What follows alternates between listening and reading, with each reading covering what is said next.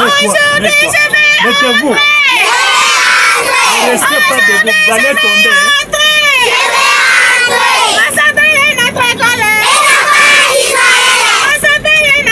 Les élèves du complexe scolaire aux enfants d'Israël ont effectué une visite éducative à l'aéroport de Kananga afin de mettre en pratique les notions apprises en classe. Arrivés sur le tarmac, ces élèves ont été encadrés par les agents de l'aéroport qui leur ont expliqué les différents mouvements et opérations de l'avion. Devant vous, vous voyez quoi? Qu'est-ce que vous voyez devant vous? L'avion, c'est un moyen de transport. La zone de stationnement d'avion, ça s'appelle le tarmac. Là où se trouve l'avion à stationner, c'est le tarmac. Donc, là, tout un élément. Dans l'avion, on fait un plan compliqué, plan de vol. Le bloc pousse, on donne la durée de son vol. Hein?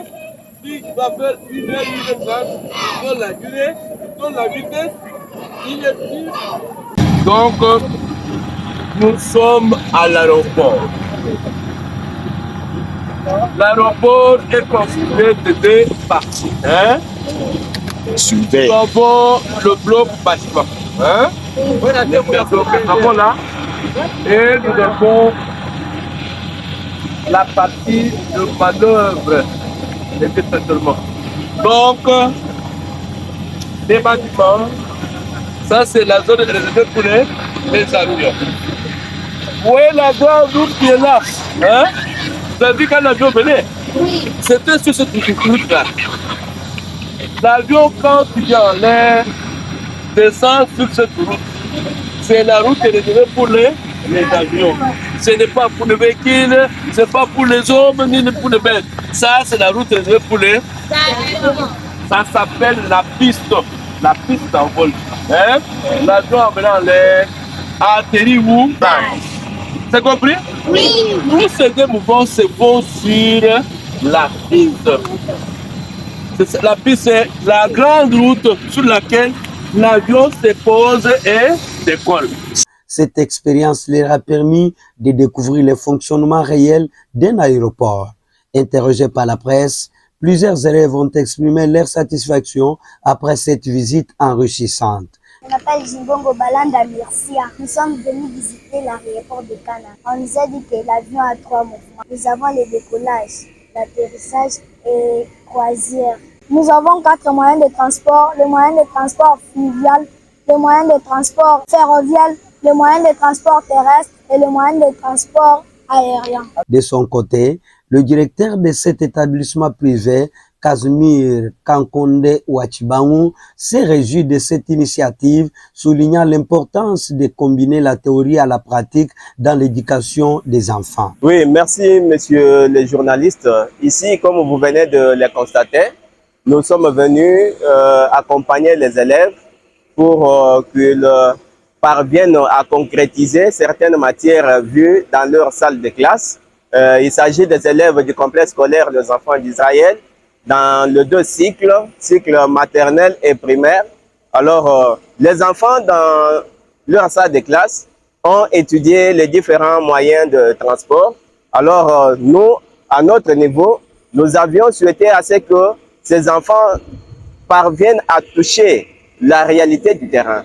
Donc, nous avons amené ces enfants ici à l'aéroport national de Kananga pour qu'ils voient les moyens de transport aérien parce qu'ils ont vu autant de moyens de transport. Ils ont vu les moyens de transport aérien, fluvial, terrestre, ferroviaire, tout ça. Mais aujourd'hui, c'est le cas de moyens de transport aérien.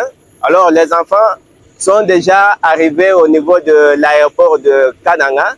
Ils ont vu les différents avions qui ont décollé et qui ont même atterri. Alors, les enfants ont vu les différents mouvements de l'avion. Donc, tout ça, c'est une façon d'accompagner ces enfants à ce qu'ils parviennent à toucher. Parce que lorsqu'on vous parle théoriquement, il y a possibilité d'oublier.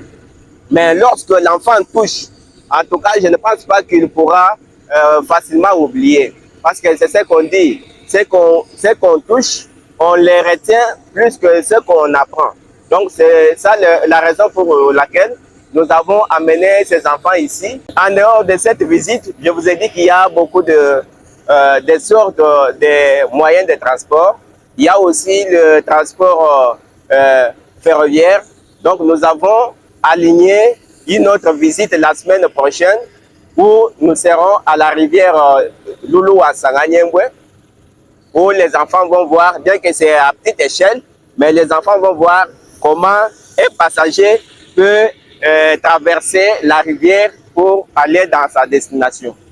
Cette visite effectuée vendredi 15 mai s'est tenue dans le cadre des études sociaux sur les moyens de transport et elle se poursuit dans les jours à venir à la rivière Louloua pour une autre découverte du moyen de transport fluvial.